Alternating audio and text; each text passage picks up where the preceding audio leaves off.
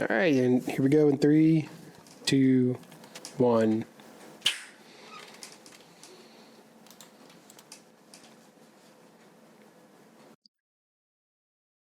We've got barbecue back here. You're all invited. Welcome to the SloopCast. How are you doing today, Kyle? Doing all right, Jared. Doing all right. How are you doing today, sir? You know, I got a little bit of sun before it started to rain. Got a. Hey, by the way, I always like to leave a prompt for people on YouTube to leave a comment. If your lawnmower starts but doesn't stay started, what's probably wrong with it? In the YouTube comments, go. Or maybe we'll give you a football-related one later in the show. We'll find out. It's hard. My lawnmower is not a high motor player. It takes plays off. It's also a lot older than most of the other lawnmowers in the draft. But we're not here to talk about the draft, Kyle. We're here to talk about the spring game. Yeah, because the spring game matters so much, right, Jared? Hey, Kyle. Listen, first, you're right. You're being sarcastic. It's fine. You're being a little sarcastic. Saying that the spring game matters so much, insinuating the opposite, that it in fact does not. But Kyle, can I talk podcast with you for a second? If we're about to do an entire show talking about the spring game, maybe don't tell everyone before we even get started that the spring game doesn't matter. It doesn't create, and I'm not even saying you're wrong, but it does not create the, it's bad advertising, I guess is what I'm trying to say. But after a 3.5 month hiatus of football, I'll take it. Get to watch the Buckeyes this last weekend here. So I will take it, because after our recording here, Jared, it is officially the wasteland again. Again. Hold on. No. We're not in the wasteland yet. Not in the wasteland yet, and I'll tell you why. We have the draft coming up. That's fun. The transfer portal is about to open back up. It's going to be open for 2 weeks. So we're going to have a lot of transfer portal talk here for a little bit. So that'll be fun. Recruiting is still in full swing. In fact, Ohio State picked up 2 commitments this weekend. Matt LeBlanc. I'm not sure which one. I'm going to say Blanc because I believe he's maybe from Canada and it might be French. I don't know. The transfer portal is going to be insane. Maybe. I mean, it's already like it's just that insane's kind of its baseline, but we'll see what it's like for Ohio State specifically. And then Kyle, we have something else. I don't know. I lost my train of thought, but it's not the wasteland yet. Sad to see. Is he leaving? I don't want to say it unless it's confirmed. Gangland. But yeah, I mean, there's going to be some Ohio State players leave. Of course, there'll be some players leave. But we don't need to get into speculate though yet. Yeah, but I don't really want to speculate on any of that. I mean, you can look at, maybe the wide receiver room and say, wow, there's so many dudes there. And you can make speculations if you want to, but I prefer not to. What we are going to be looking at as far as the transfer portal, and by we, I mean Ohio State, because I'm a professional. Ohio State, I think absolutely. And, if you've been following like all of the reports out of spring camp, whether it be, Tony and Tom or anyone else, I don't think you saw anything during the spring game that should surprise you. I did. And there was a quarterback who had a 25-yard average per carry in the spring game, Jared. Good for him. Listen, I can't respect your yards per carry if you're wearing a black jersey and the rest of the team isn't. He wasn't wearing a black jersey. You said quarterback. Did I say quarterback? Excuse me.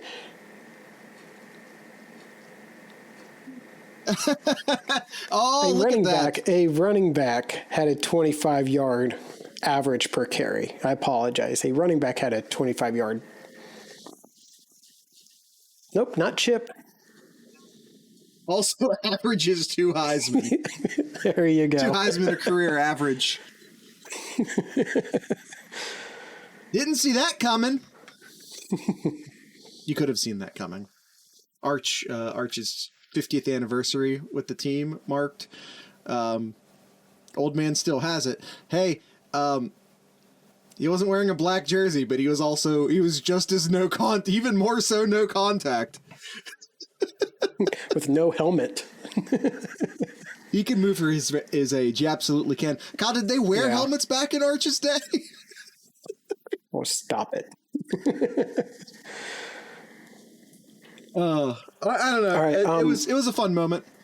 Yeah, but, high level though, Jared, of the spring game. I was going somewhere before you were bringing up. I said we didn't really see anything that surprises us, and we started talking about yada yada. One of the things we saw that I think we expected to see is the Ohio State defensive line utterly dominate the Ohio State offensive line. I think you have one unit which could very easily be the best in the country. Ohio State's defensive line could be the best defensive line in the country. And it's definitely better than any defensive line Ohio State will play during the regular season this year. Mm-hmm. That no doubt in either of those statements. Mike Hall looked insane. Yeah, he did. So Mike Hall especially, I agree. But again, if you were following all of the reports out of training camp, that's not a surprise. The offensive line lost 3 critical players. And they're having to replace those 3 critical players, and that's tough. Especially since that's been Ohio State's weakest point in recruiting the past few years, is offensive line. Mm-hmm. They made a switch at the offensive line coaching role because of the lack of recruiting along the offensive line. And unfortunately, even if Fry comes in and Fry fixes that recruiting, you still need to wait a couple years for those guys to sort of get in place. What you have right now is a situation in which I think can only be remedied via the transfer portal. I think I would be surprised and disappointed if the starting 5 offensive linemen that we saw for Ohio State are the starting 5 offensive linemen in September. I'll just go ahead and say it. I don't think Ohio State has 2 starter level tackles on the team right now. Yeah, and that's going to be a big issue moving forward to this season with how much talent is everywhere else on that offense there. Yeah. It's definitely a concern here. And, it needs to be said that the offense didn't look good. But the defense, it's the ultimate spring game conundrum. Hey, everyone, the defense looked really good. But then that transversely means that the offense didn't look all that good. And but to be fair, though, Jared, like every spring game, the offense runs a very, very vanilla type of offense. And the defense runs a very, very vanilla type defense, but I think that always favors the defense. Like, I think hyper simplicity favors the defense. It does. And you also have to look at talent loss. We talked about 3 offensive linemen gone from last year's offense. Quarterback gone. And we're going to talk about McCord. Don't think we aren't. Quarterback gone. Mecca Ibuka, Julian Fleming didn't play. They're on the roster, but they didn't play. Marvin Harrison played for 2 or 3 drives. He didn't play the entire game. I don't even think played into the second quarter. They didn't have their 2 starting running backs. No Mayan Williams, no Travion Henderson. No, Williams was in for a little bit. Did Mayan Williams? He had a few carries. Yeah, he had about 4 or 5 carries in that. Yeah, 4 carries for 14 yards. Okay, so more like Marvin Harrison in that case. He was barely in. Mm-hmm. Barely played. Yeah, 2 to 3 drives. Like I said, same situation as with Marvin Harrison. I think that, and to be fair, on the defensive side of the ball, you didn't see Steele, Chambers, or Tom Eichenberg. Just to be fair. Yes. I think we've seen NFL coaches do this where, like, once a guy becomes veteran to a certain point, you just don't put as much wear on their tires. I don't know how banged up Ike or Steele or Fleming or any of those guys were, as much as it was just like, let the young guys go out there. Yeah, and speaking of the young guys, Jared. Steele came out of the tunnel on crutches. I know. But again, Tate. like, to what extent? Tate had himself a pretty good game. He made some really good catches. Made a good route to score a touchdown. Late in the game, he was hauling ass on those crutches. Yeah, I think Tate really made a name for himself to get some time in this year. Now it's going to be really tough with the talent that's ahead of him, but definitely, I think he definitely might have found himself somewhere in that in the 2 deep there, somewhere. I think so. Yeah. Yeah. Let's look. No, he's talented and he's very good and he's gonna get on the field, but 2 deep, top 6 wide receivers. So if you're running 3 wide receivers, okay. Yeah. If you're running 3 wide receivers, sure. You got. Let's just say Fleming, Ibuka, Harrison. Yeah, those are your 3. And then Ballard. Uh-huh. Who else are you going to put in with Ballard? I think Grays is also looked incredibly good during camp. I think you could very easily. I'm sorry, I can't think of his name. Antwi? Antwi, I think, is in that conversation as well. I was talking about the former walk-on. I can't remember his name. Someone help me, please. X. Yeah, Xavier.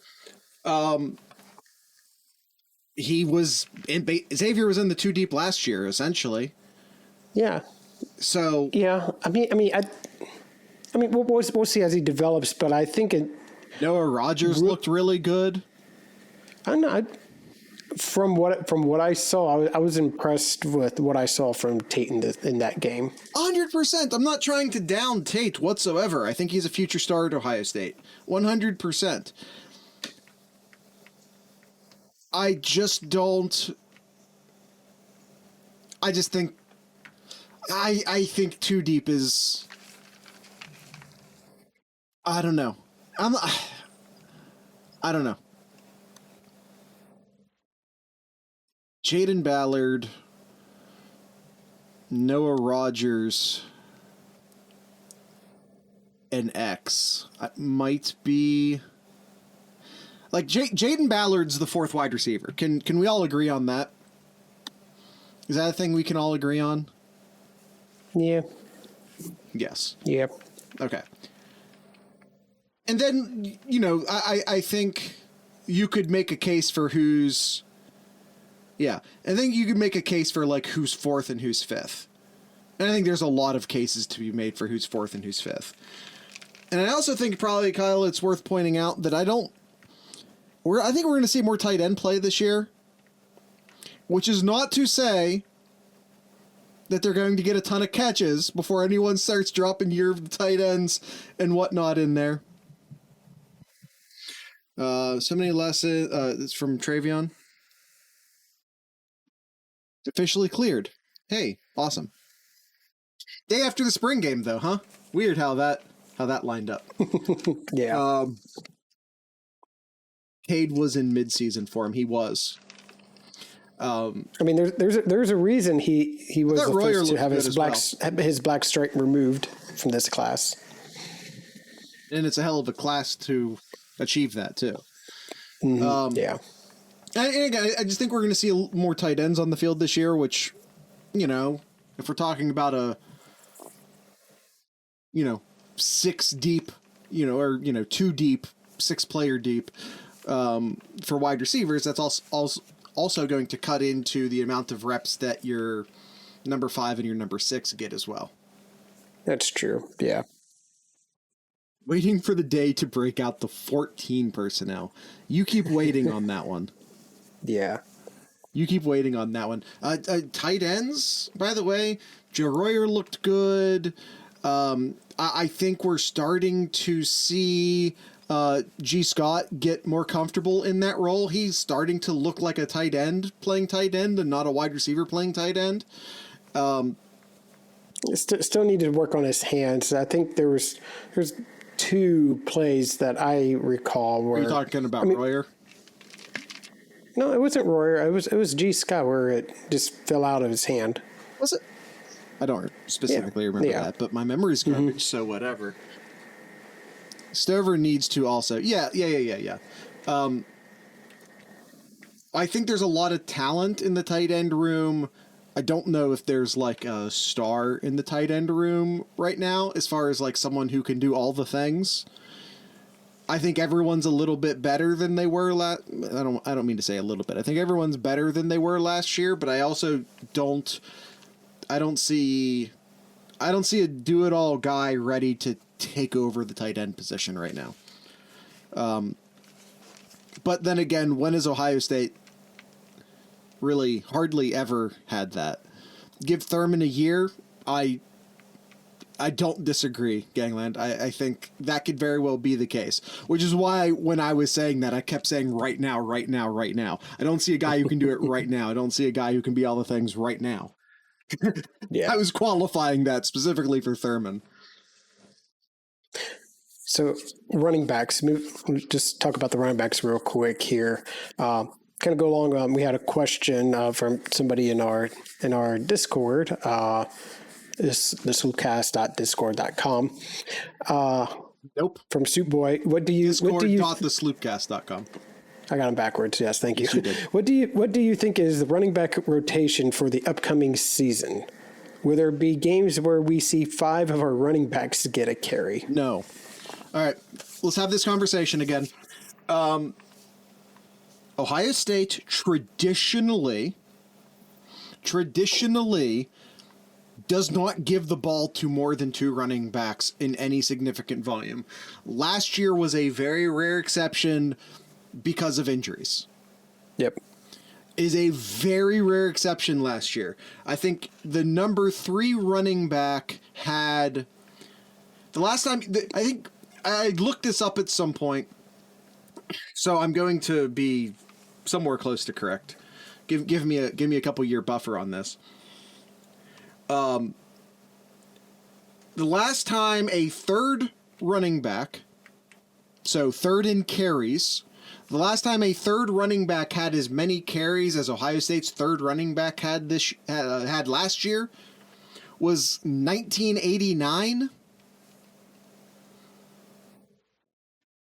1989. That is many coaches ago.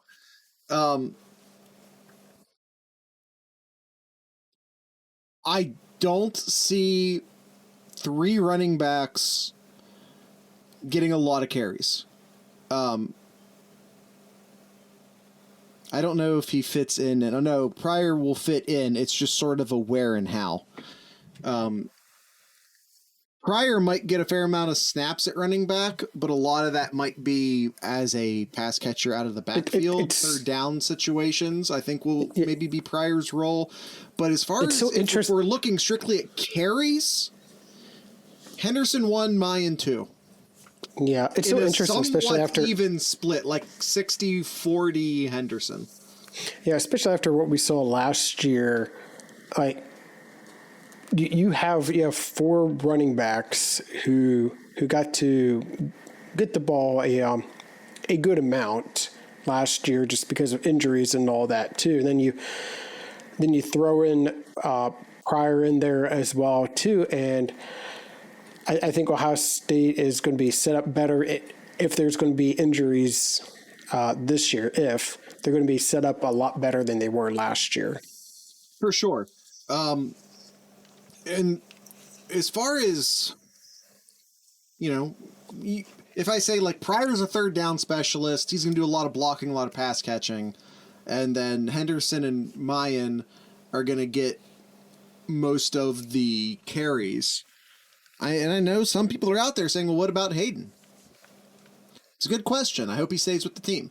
I know we don't speculate. The conversation Tony and I had a while back, one of the weeks he filled in for Kyle. One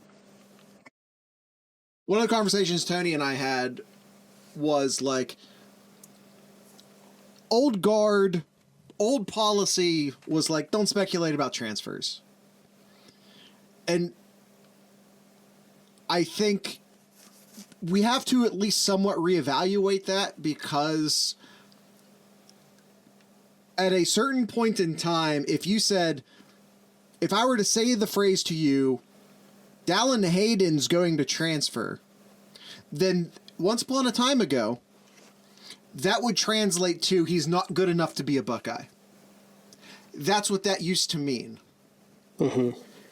And that's why you never speculated on that, because it felt like an insult, right? But in the year 2023, I think it's almost a compliment. When I say Dallin Hayden might transfer, it's because I think a lot of teams would love to have him. So I don't know how we necessarily deal with, the tried and true policy of like not talking about transfers, but I think if I'm talking about speculating about a transfer because it's a compliment, it kind of feels like maybe it's okay to do that. Because when I say, man, what's Hayden going to do? It's because I think he's too good to sit on the bench again. And I think he might know that. And I think he might see a healthy Henderson and a healthy Mayan Williams and a healthy Evan Pryor. I think it's tough to look at that room. That's all. It's a compliment to him. I just want to state that it's a huge compliment to him. But Kyle, let's talk about one Mr. Kyle McCord. Yeah.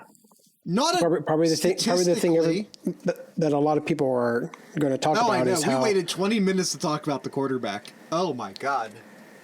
God, we're bad at podcasting, or we're good at podcasting. One of the two. It depends on how you look at it. Much does. Yeah, you look at the stats there, and you're like, damn. That's not a good day for Kyle McCord there, and you could look at it that way. If you actually really pay attention to what happened in the games, terrible podcasters, I know, right? No time in the pocket at all, which is probably the key thing we talked about. The very first thing was the offensive lineman. That is the primary story of the spring game, is the defensive line humiliating the offensive line. Yeah, him and Tristan just didn't have time to really do anything. And honestly, when Kyle actually got time, he threw a touchdown. He threw that touchdown when he actually had time. But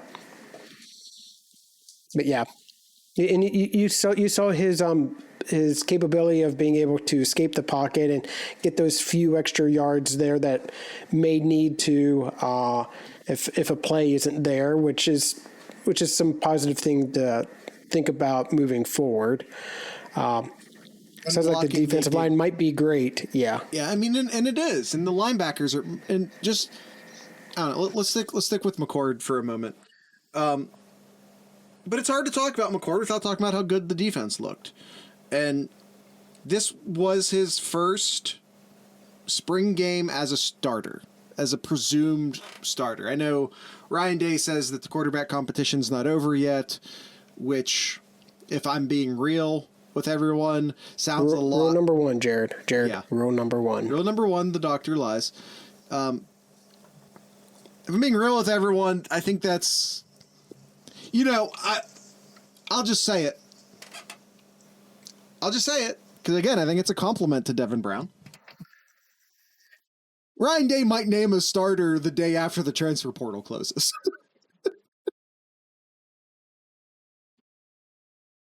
I'll go ahead and say it. I think Kyle McCord's the guy. I thought that before Devin Brown got hurt, and now Devin Brown got hurt. Doesn't help.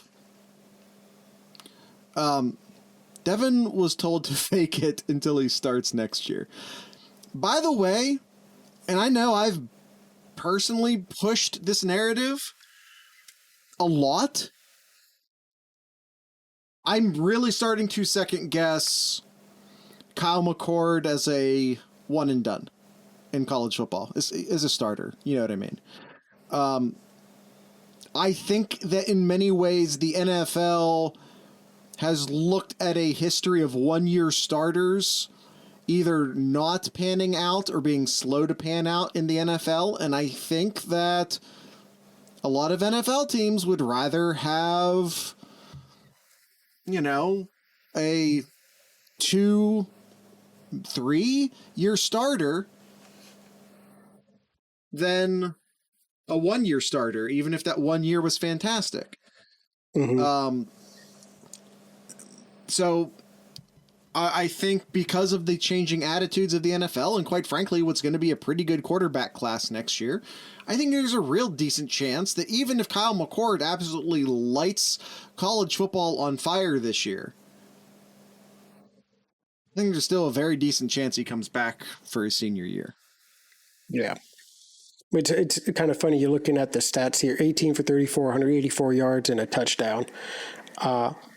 Great thing that I'm going to pick this from Tony Gerdeman. He took the past 11 years of the spring games here, minus 2020 since 2020 didn't exist, and then compared all the quarterbacks who threw a decent amount in the spring games and listed them all out here. And this year, Kyle McCord and Tristan to all in the bottom 10 of the of all the quarterbacks in the past 11 years in the spring games.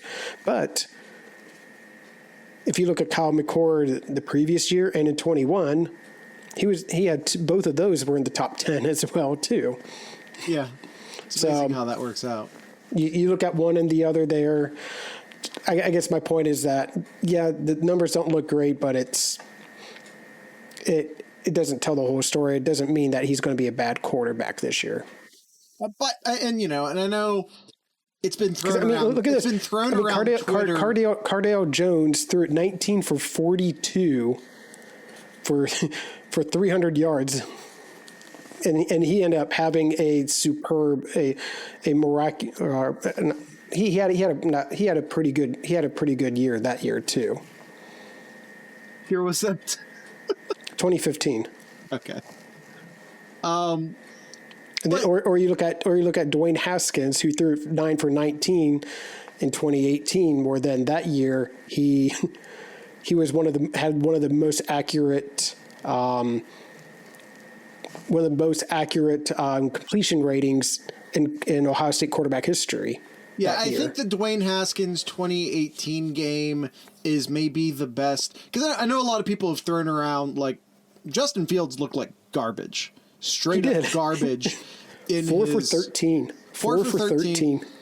And I know that those numbers have been thrown around Twitter a lot recently, and people have rightfully pointed out that Fields was only with the team for a couple months at that point, which is a fair thing to point out. But Dwayne Haskins this is kind of an identical situation.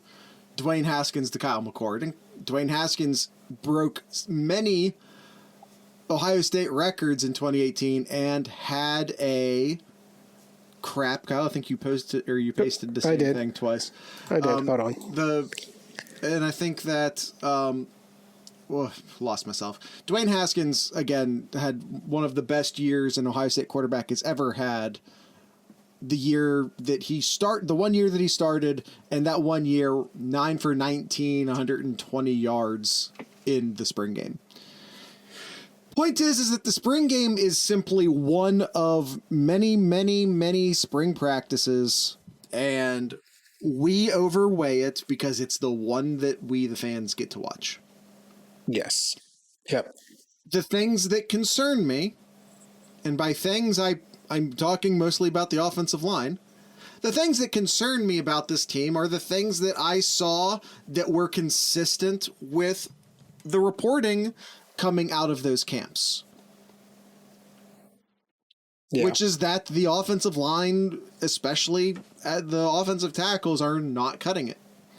And it is absolutely worth noting that they're going against amazing competition. But they are not cutting it. It's Ohio State's going to try very, very hard. I think ideally what happens is that Ohio State gets a amazing left tackle out of the transfer portal. They move Fryer back over to right tackle. We already know who the guards are, and then, we'll see who wins the center job. Yep. Okay, Kyle. Z-Spike's mentioning Joey B dominated the list there in the past 11 years in the spring games. He's only 8 quarterback rating points over Kyle McCord in 2021. That's not that much. We had 3 of the top 5 spots. Oh, from that standpoint, yeah. There's an alternative history where Joe Burrow doesn't get hurt, doesn't fall behind Dwayne Haskins, but we don't live on that planet, so that's a different Earth. All right, so let's move on to the defensive side now, then, Jared. I liked what I saw from the defense. It needs to be stated. They were going against an Ohio State offense, replacing 3 of their offensive linemen. Didn't have all the things I already said at the beginning of the show. Missing most of their talent either to the NFL draft or to injury. This was practically a brand new offense that Ohio State had on the field. So it's not like they shut down last year's Ohio State offense in the spring game. Fair? Fair. That being said, I think that even against lesser competition, you can simply tell when a defense is gelling. How they're passing players between the zones. Yeah. How they're jumping on routes. I think that we are seeing a defense that is a lot more comfortable in what they're doing. And yes, the secondary always looks much better when the defense is forcing the quarterback to throw the ball quickly. It's amazing how that works. It does, right? We did not, I already mentioned, no Steel Chambers, no Tommy Eichenberg. Got to see a lot of the young linebackers play, and I like what I saw out of them. I thought Burke looked like Burke again. I don't ever... I kind of don't even ever remember seeing any of the safeties or really any of the cornerbacks making any plays, which is kind of what you want. I don't even remember Ransom doing anything. I don't ever remember. Kyle, can you help me out? Do you still have the pronunciation? The young corner from Ole Miss. I really need that like spelled phonetically, then tattooed on my wrist. Ransom had coverage on Royer for one play, but he didn't get targeted. Then he didn't get targeted, then did he? Who took the shit angle on Chip's long touchdown? I will have to watch again to answer that question. I'm not sure. Gangland says it was Carrico. Maybe he underestimated Chip's speed. But I thought Carrico had some good plays. I really liked just generally what we saw out of the young linebackers. I really, really liked. I have tackle stats here. Yeah, Gabe Powers led the team in total tackles, solo tackles. CJ Hicks, I thought looked amazing as well. He tied with Gabe Powers for solo tackles. Sonny Styles is out there looking good. Carrico had we saw a lot of Hero Canoe in this game, which I think Ohio State's looking for a fourth defensive tackle. Tank from Maryland decided to go to Arkansas instead. I think maybe because Ohio State was looking at him as the fourth defensive tackle on the team. You know, Tank was like, no, I'm going to go somewhere else where I can at least be the second defensive tackle on the team. I thought Ryan Turner looked good in coverage. I just saw a very competent defense. Kenyatta Jackson jumped off the screen several times. Cody Simon looks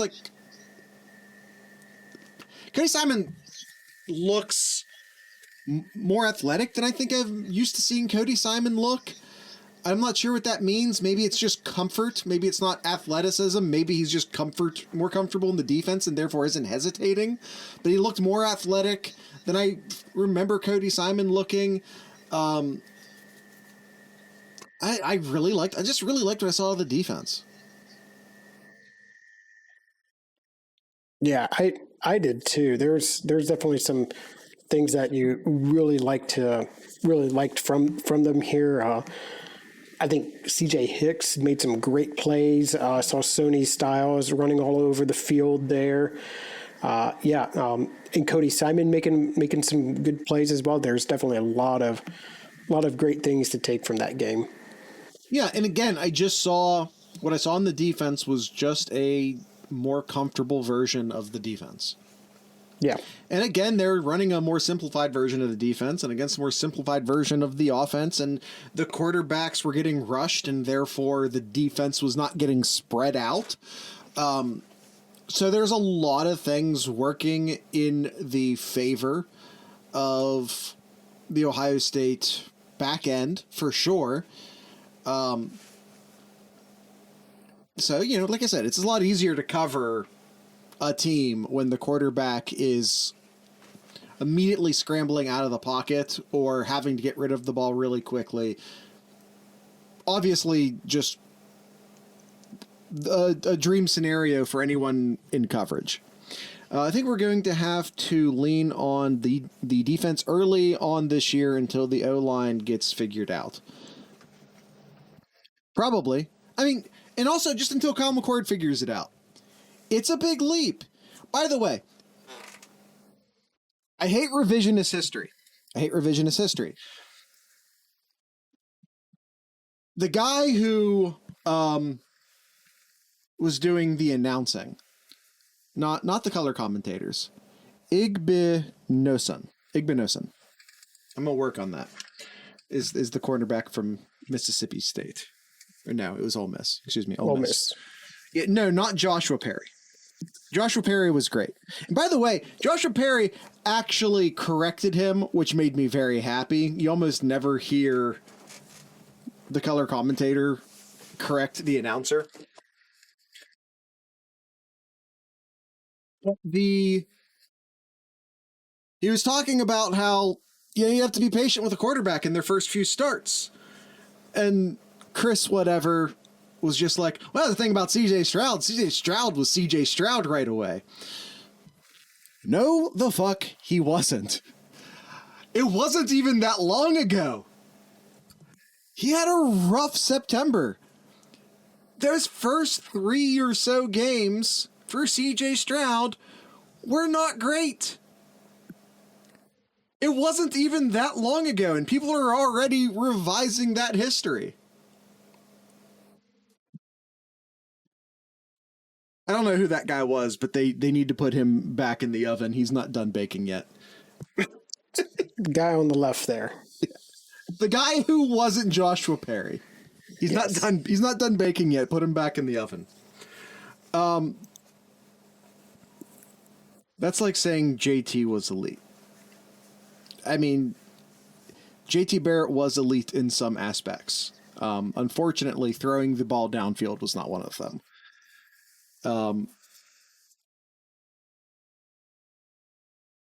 He was elite at the read option. He really, really was. And elite leader. I think a brilliant football mind in many ways. Automatic at the goal line. Goddamn spikes. No kidding. You never had red zone issues when JT Barrett was the quarterback. Definitely, he was a leader, and he definitely needs to be a coach. 100%. I can't wait to see JT Barrett, the football coach. Cannot wait for that. Anyway, but we're not talking about JT Barrett today. I don't know. It's hard because everything was super vanilla, and they were just wrecking. The one thing I kind of wish maybe they had like pulled. Here's the problem though. If you pull JT out, we're talking about Tuamalu now, and you pull Sawyer out, and like maybe try and give the offensive tackles a little bit of a break. No. No, because now you're just sending Kenyatta Jackson out there. You know what I mean? You're sending Caden Curry out there. It's not much of a break. I'm just saying I would have liked to have seen the secondary tested a bit more. Thought we'd hear from him more. One game in practice. It's one practice out of, was it 15 spring practices? True. Yeah. I mean, like, let's not throw all of the weight in the world on this. Anyway, but I'm just saying I would have liked to see a little 7-on-7 maybe. maybe this year. I'm thinking I would like to see some 7-on-7. Like I wanted to see Kyle McCord against the secondary. And not Kyle McCord against the defensive line. But by the way, just because I wanted to say this at the top and then I just forgot to. I love the format of this spring game. Offense was scarlet, defense was gray. The first drive we saw was the first string versus the first string. That's money. Absolutely money. That is what I want to see. I 100% want to see the first string against the first string. And then, they punt the ball. And now it's Scarlet still has the ball because that's just the format we're working under. But now it's the backups. And guess what? The backups are actually tackling. So now we're getting some actual tackling in a spring game. And, they came up with a point system. And I don't know. I don't feel like going into the game theory on whether or not the scoring system was fair. But hey, that's just a theory. It's just a game theory. But the point here, Bert Kyle on that one. I don't feel like getting in all the game theory of the point if the scoring system was fair or not. But I'm just saying I was very, very happy to see the first string offense go against the first string defense. It is what I want out of a spring game. Even if they weren't tackling right away, even if like, okay, Marvin out, Mine Williams out, a bunch of other guys out. Okay, start tackling. I'm cool with it. I have complained a lot. People are like, oh, Ohio State used to sell out the shoe for the spring game, and now it's quote unquote only 70,000. Put on this show. This was an entertaining spring game, which, by the way, isn't a thing I've said in a long time. I think the Ohio State spring games have been very boring as of late. The two-hand touch doesn't help. Even when they were not tackling, they were still doing more of a thud, what they call a thud system, which is better. And even then, they moved into both sides tackling not that much later. I thought this was a good spring game. It's just from an entertainment standpoint, from a fan standpoint. And I think, again, what I want to see as a fan, I want to see all the first stringers on the field at the same time. I don't want to see a mishmash of offensive linemen against the mishmash of defensive. No, I want to see the first string against first string. It's exactly what I want. And I love that we got it. I'm just, that needs to be said. We've complained. I know Kyle and I have complained for a while about the spring game being boring or the spring game not being able to learn much from the spring game. This was an entertaining product. I think we saw most of what we wanted to see. That being said, I maybe would have liked to have seen a 7-on-7 just to see Kyle McCord actually have a chance against the secondary. Yeah. Just give him 3.5 seconds to throw the ball instead of 2. I think that changes things a lot. If he's not throwing the ball on the run, which, by the way, Kyle McCord looks decent running out of the pocket. I think people were worried we were going to get Peyton Manning back there, and he's not C.J. Stroud, and he's not Justin Fields, but he's not Peyton Manning either.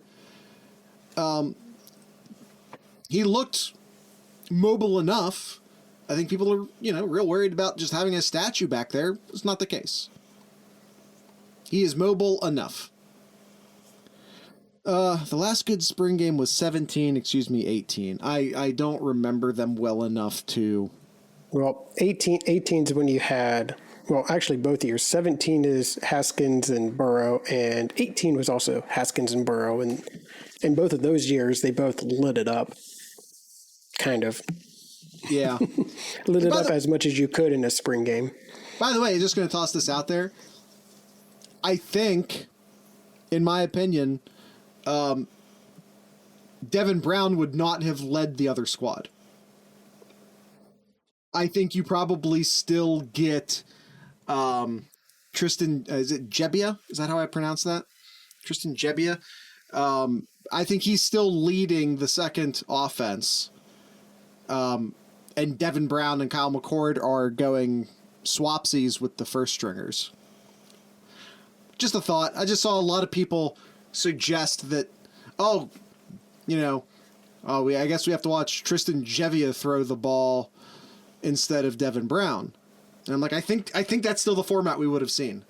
I think it still would have been Gebbia leading the other offense. Just tossing it out there. I'm pretty sure that's what we would have seen. Anything else you want to take from this game, Jared? Anything else that we missed out? Oh, I'm sure we missed something. I won't realize what it is until after we quit recording, and then I'm like, oh, shit. I wanted to talk about this, but we didn't talk about that. How about this? Place kicking. Yeah, I was going to mention that as my last thing. People are going to miss Ruggles. Oh, yeah. I mean, I know he missed his last kick, and I know people are still upset about that, but I think y'all are going to want him back here real soon. Mm-hmm. Yep. That offensive tackle might not be the only place they're looking in the transfer portal. Kyle, I feel like whenever Ohio State runs into a kicking issue, We tend to steal someone from the triangle area. I feel like we've stolen both a Duke kicker and a North Carolina kicker recently. Or am I mistaken? You got any good kickers? Got any good kickers down there in Raleigh-Durham, Kyle? I don't know. I don't know. That's the correct answer. Kyle, do you have any more Ask Sloopcast questions we can cover before we wrap this one up? Let's see here. Some of them we might have already answered here. Is the defense legit or is the offense lagging behind? Answered that pretty much the entire episode. Yeah, that was basically the theme of the episode. How many average reps per game should we expect to see for Hicks? For CJ Hicks? God, that is tough. I could see him coming in. My theory right now is that we see Hicks come in obvious passing situations, probably in relief of Eichenberg. I think that would probably be my assumption at this point. Dude needs to play 100%. He absolutely needs to play. I think becoming the linebacker in obvious passing situations feels like a strong possibility. Not like in a dime situation, not in like a third and super long, in which case you're probably taking him out and you're taking the middle linebacker out and putting a corner back in. But just like in his name wasn't even Chris. the announcer. Let's just keep calling him Chris. Let's not totally trash the dude's name publicly. His name was Chris. Posey called him Chris. Really? That's hilarious. Maybe Kyle's wrong. Maybe not. Who cares? Am I? I don't know. Is that him? That's him. I don't know. He's not done baking yet. Okay, any other questions? No, they're not the same. Okay. Then what I got here was wrong. No, that's not the same. Okay. I pulled up last year's. Never mind. Can we get that guy back? I don't remember him, which is a good thing. It's what you want. It's what you want out of a play-by-play, unless it's Gus Johnson, in which case. Yeah. Listen, he was probably calling USFL games. Oh. I found him. It is point. Chris. It is Chris. Oh, man, I really liked the version of the story where Posey called him by the wrong name. Yep, but Chris Vosters. Oh, that's him. Put him back in the oven. He's not done cooking yet. He needs a little bit more time. We stuck the toothpick in. It came back with a little bit of batter still on it. Gus should be the only one calling Buckeye games. I would live in that world. Gus or Paul Keels. That's TV versus radio, Kyle. Come on. I don't care. Listen, if Paul Keels wants to start calling them on TV too, I'm fine with that. See, that's the problem. The opposing team might not be fine with it though. They're both the play-by-play. It'd be hard for one of them to be the color. Yeah. Yeah, exactly. Now, if one was the other, then yeah, hell yes. Combine them then. Put them together. Any more questions, Kyle? There's still no way Marv is human, correct? No. All right. Absolutely. And then the last one here. What would you decide if you were Fry, Hartline, and Day on which blocking scheme to utilize this upcoming here based upon the spring scrimmage? The one that works. The one that works. I don't know. Like, offensive. You want to talk about not done baking yet? The offensive line is not done baking yet. A lot of that might depend upon personnel, and I quite frankly think we don't know who the personnel are yet. I don't think we know who the left or the right tackle is right now. And I say that because I think there's a decent chance that Fryer's good enough to play, but I think he is maybe more comfortable at right tackle, and probably should be at right tackle. But then that obviously begs the question, who's going to play left tackle? Donovan Jackson, in theory, could. We talked about that before spring started. Jackson spent all spring at guard. I think ideally Jackson stays at left guard, Fryer moves to right tackle, and Ohio State gets the absolute best offensive tackle out of the transfer portal. Is the ideal situation. Yep. But we'll see if that works out. Right. And that is all the questions for. Do we see more zone then? I the only thing I'm willing to say about the offensive line right now is that it's bad. Like, let's get them good, and then let's figure out who the starting five are first, and then we'll worry about scheme later. Because sometimes the scheme might come down to your personnel. So let's figure out who the personnel are first.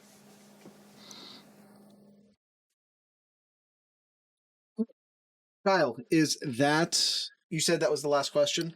That was that, Jared. Is it spring 2014 bad? No, because there was no transfer portal in 2014.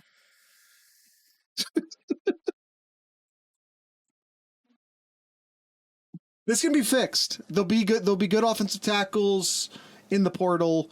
There already are some good offensive tackles who have announced they're going into the portal. I don't know where Ohio State stands with that. You're not allowed to actually contact him yet. Do we get the Georgia kid? That's a defensive tackle. And probably not. And I just say that because, again, I don't think Ohio State's looking for a starter at defensive tackle. And that guy's probably going to go somewhere where he's going to be the starter. But can he block? That, Spikes, it's a good question. It's a good question. Defensive tackles, though, are guards. We already have guards. I think we have plenty of guards. Need an offensive tackle. All right, Kyle, that's it. That's the end of the show. Tonight's ending music will be brought to you by Playing to Vapors. Why not? Why not do Playing to Vapors? So, Kyle, I totally forgot about Kyle's Corner. I greatly apologize, good sir. Oh, that's all fine. Something that you mentioned in our Discord earlier, Jared, really got my attention. And okay, this story's about me. I'm all in. Wow, look at Jared here. Jeez. I'm in Kyle's Corner this week. I know there was a lot of talk. If you've listened to us in the past year, and certain NIL programs are not what they are made out to be here, and I think there's finally a good one here, and that's the 1870 Society that came out here. There's a lot of like great people who's running that organization there, and I definitely, if you're really thinking about wanting to help out the Ohio State NIL, I'd definitely check out 8070 Society if you're looking for an organization. Yeah, I said this on Twitter. I'll say it again now. This is the first Ohio State NIL organization. Is that the correct word? This is the first Ohio State NIL organization that check the two boxes that I believe are essential. One is that their primary interest, their primary motivation is to help out Ohio State athletes and Ohio State athletics. It's not about self-aggrandizing. It's not about buying influence. It is about the athletics. It is the first second. Real quick. The second box that they're checking is that I think they actually have the money, the resources, the personnel running it to do enough to make an impact. I think we saw good organizations with good people, but maybe not the financial pull, not the influence pull. And I think we saw people who had the money, but whose motivations were wrong. They're more interested in self-aggrandizing than they are actually in helping Ohio State athletics. So I'm just saying there's two essential boxes that were required to get me to actually donate to an NIL organization. And I think 1870, in my opinion, is the first organization to check both of those boxes. And if you're asking the question, then, well, Jared, did you sign up? Yeah, I did. Yeah, the 1870 Society is the first for-profit NIL collective supporting Ohio State athletics. And like what Jared stated here, it's run by some great people here. Travis Powell is on there. Todd, the guy over at 97 Won the Fan, and also over at, I think he does the Dayton News, I think, as well. He's the president over at 1870. Yeah, I think he's former 97 Won the Fan. Okay. Oh, thank you, Zach. And the head of 11 Warriors as well is involved with it. I did not know that. Okay. Yeah. Interesting. So I'm just saying this is the first NIL organization at Ohio State that I think has the resources to get shit done and whose primary focus is actually helping the athletes and the athletic program and not, like I said, self-aggrandizing, self-promoting, buying personal interest, personal influence. So anyway, I have a lot of hope that 1870 is going to do the work needed to get Ohio State back. And this is starting to sound like an ad. It's not. Kyle and I have no relationship, no affiliation at all there. Nope. It's just my honest opinion. I've not seen an NIL organization to this point that I would even slightly consider giving my money to. And I have given my money to 1870. So. All right. That's it, Jared. Money where my mouth is. Yep. That's it. That's all I got. All right. Well. All right, Kyle, that's it. That is the end of the show. Ohio State did pick up 2 recruits this weekend. We'll talk about them more next week. I think next week we're going to get back into recruiting. So with all that being said, I'd like to ask everyone to drink local beer, listen to local music, and of course, support your local podcasters. Once again, this is Playing to Vapors.